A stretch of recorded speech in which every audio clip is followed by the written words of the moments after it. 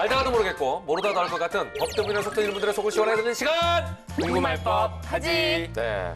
자, 지난 여름에 진짜 엄청난 폭우가 있었습니다. 네, 저도 깜짝 놀랐어요. 네. 아, 이렇게 비가 많이 내려도 되나 싶을 정도의 그런 비가 내렸는데 그로 인한 피해가 어마어마했죠. 네, 맞아요. 이 폭우로 인한 인명피해가 속출했고요. 네네. 도심 한복판에서는 그 자동차들이 물에 잠기는가 하면은 네. 폭우 이후에도 땅이 꺼진 곳까지 생겨서 이로 인한 2차 피해까지 생겼습니다. 그리고 이제 폭우로 인해서 네네. 그 건물 내부에 누수가 발생해서 누수 피해 또 컸는데요. 뭐 주택이나 아파트뿐만이 아니라 뭐 백화점이나 대형 네. 상가 이런 네. 데에서도 누수가 발생해서 피해가 컸다고 합니다. 네. 이렇게 한꺼번에 비가 많이 오게 되면 이 누수 때문에 곤란하신 분들 많은데 오늘의 사연 역시 누수와 관련된 이야기입니다. 자, 과연 어떤 내용인지 함께 들어보시죠. 출발! 아, 도대체 그 자식보다 내가 못난 게 뭐가 있다고 이 그런 북어대가리 같은 놈하고 바람이 나서 날 버린 거냐고. 우리 궁금이 너무 보고 싶어서 안 되겠다. 딱 한 번만 연락해보자. 자니? 차단. 뭐야, 차단? 이런 막대 먹은 지집에 피는 주룩주룩 오고 꼭 내 마음 같구나. 하늘아, 너도 실현 당했냐? 이 불쌍한 자식. 똑. 에? 아, 이게 뭐야? 아, 내 눈물이 왜 천장에서 떨어지나? 혹시 비가 새는 거? 아, 이런 되는 일이 없네. 여친한테 까이고 천장에서 물 새고. 아이고, 내 신세야. 오래된 아파트에 살던 태랑 씨는 비가 오는 날 천장에서 빗물이 떨어지는 것을 발견했습니다. 결국 누수의 원인을 알아보기 위해 윗집을 찾아갔지만 윗집 사람들의 반응은 예상과 달랐는데요. 띵동. 띵동. 아, 저 아랫집인데요. 그 잠깐 드릴 말씀이 있어서요. 그 천장에서 물이 자꾸 떨어져서요. 누수 같아요. 아 그래요? 저희는 여기 세입자예요. 집주인 따로 있어요. 아, 그러면 그 집주인분 연락처 좀 알려주실래요? 제가 통화해서 좀 해결해 볼게요. 아, 집주인 연락처가 잠깐 여보. 집주인 연락처 어떻게 함부로 알려줘. 우리랑 상관없는 일이니까 알아서 하세요. 아우 여보 빨리 들어가. 저 사람 무섭게 생겼어. 그럴까? 그럼 우리 바빠서 이만. 아, 저기요. 와, 뭐 이런 경우가 다 있지? 태랑 씨가 윗집에 가서 천장에 물이 떨어진다고 이야기를 했지만 윗집 사람들은 자신들은 세입자라며 집주인 연락처조차 알려주지 않고 나 몰라라 했는데요. 그 이후 누수는 더 심해지기 시작했습니다. 떡. 떡, 떡, 떡. 아, 이거 물 또 떨어지네. 떡. 아, 이거 하루 이틀도 아니고 이러다 벽지랑하고 다 젖겠네. 오늘은 내가 결판을 내고 만다. 띵동. 왜 또 오셨어요? 아, 왜 또 왔겠어요? 그 누수 때문에 천장에서 물이 계속 떨어지는데 뭔가 대책 세워주셔야 되는 거 아니에요? 이러다 우리 집 벽지랑 가구 다 망가진다고요. 아, 저번에 말씀드렸다시피 우리는 해줄 수 있는 게 없는데요. 아, 그러니까 집주인 연락처라도 알려달라고요. 어? 그 자기 집 일 아니라고 이렇게 나몰라라 해도 되는 거예요? 아, 글쎄. 아, 우린 모른다니까요. 이 양반은 꼭 바쁠 때만 찾아와서 이러네. 아, 모르긴 뭘 몰라요. 아, 집주인 진짜. 연락처 그거 알려주든가 뭔가 대책을 세워줘요. 안 그러면 나 가만 안 있어요. 진짜 말 안 통하네. 아니 가만 안 있으면 어쩔 건데요. 우리 상관없으니까 알아서 하세요. 야, 제가 위층 사람 연기를 했는데 아래층 사람 진짜 이 복장 터지겠네요. 이게 누수라는 게 위에서 물이 아래로 흐르다 보니까 당연히 윗집을 찾아갈 수밖에 없잖아요. 예, 태랑 씨 입장에서 난처한 꼴이 됐어요. 그러게요. 이제 누수 네. 원인 알려면 예, 그렇죠. 위로 갈 수밖에 없죠. 갈 수밖에 없잖아요. 밑에서 속 네. 붙이진 않잖아요. 그렇죠. 누수가. 윗집 협조가 필요한데 네. 지금 윗집 사람들 태도가 글쎄 뭐 이렇게까지 해야 되나 싶네요. 네. 그러니까 이제 오래된 아파트나 빌라 이런 데서 또 부실 시공이 있다면 더더군다나 네. 누수 문제가 많이 발생하는데요. 맞아요. 누수가 생기면은 방수 공사도 해야 되고 네. 누수 탐지 뭐 공사 비용이 만만치가 네. 않기 때문에 예. 이웃 간에 좀 예민하게 대립하는 것 같아요. 예. 네.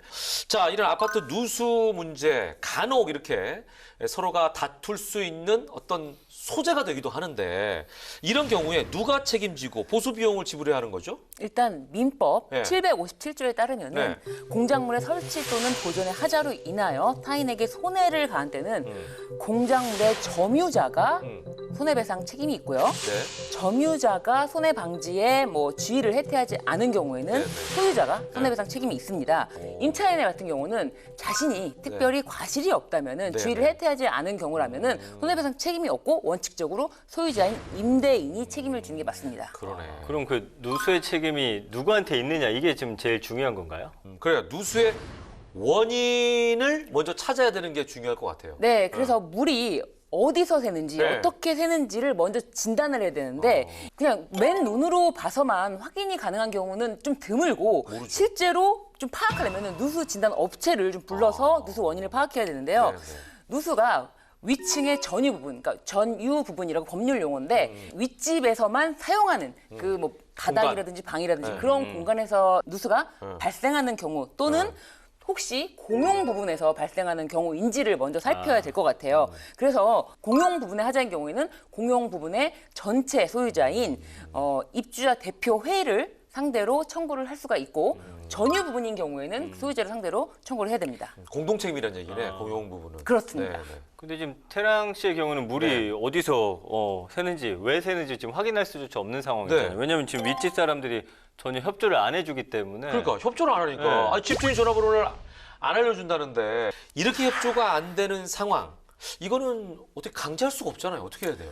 일단 임차인들에게 네. 내가 이렇게 이 누수 상황을 알렸는데도 불구하고 이것에 대해서 아무런 대책을 세우지 않고 그리고 임차인이 번호를 알려주지 않더라도 네. 윗집에 거주하고 있는 임차인들은 네. 직접 임대인에게 네. 이런 상황을 연락할 수 있음에도 그렇죠, 불구하고 그렇죠, 본인들이. 아무런 행위를 하지 않음으로써 책임이네. 손해가 확대될 수가 있잖아요. 아. 그 부분에 대해서는 임차인들이 책임을 질 수도 있다. 그러네. 그렇기 때문에 아랫집 사는 사람들은 네. 이 부분을 분명하게 알려야 돼요. 내가 몇 월 며칠 이렇게 피해 상황에 대해서 알렸고 네, 네. 이 상황에 대해서 네. 정확한 진단을 해서 네. 손해 발생을 방지해야 된다라는 점을 알렸음에도 불구하고 윗집에 사시는 분들이 아무런 행위를 하지 않음으로써 손해가 확대된다면 네. 이런 부분에 대해서는 임차인분들이 책임질 수 있다. 이런 부분을 명확하게 알려주는 게 좋은데요. 그럼 내용 증명 보내야 돼? 어떻게 해야 돼? 그럼에도 거기다 적어서 불구하고 물에다 붙여놔? 이걸 말로만 한 경우에는 네. 또 어떻게 근거가 증거를 남길 수가 네, 없으니까 네. 이런 사실을 내용 증명으로 보내두는 게 좋은데 임차인들뿐만이 아니라 이 등기부 등본은 누구나 열람할 수가 있거든요. 그 등기부 등본을 통해서 소유자에게도 내용 증명으로 이러한 사실에 대해서 보내두는 것이 좀 좋을 것 같아요. 네, 그러면은 이것에 대해서 증거를 확보할 수가 있으니까요. 그러네. 그 등기부 등본 떼면 그 집주인 주소 알 수 있겠네. 그러네. 우리 그 생각을 못했네. 그러니까 어떻게 보면 아랫집에 사시는 분도 이런 그 적극적인 행동을 좀 해야 된다는 거죠. 그죠?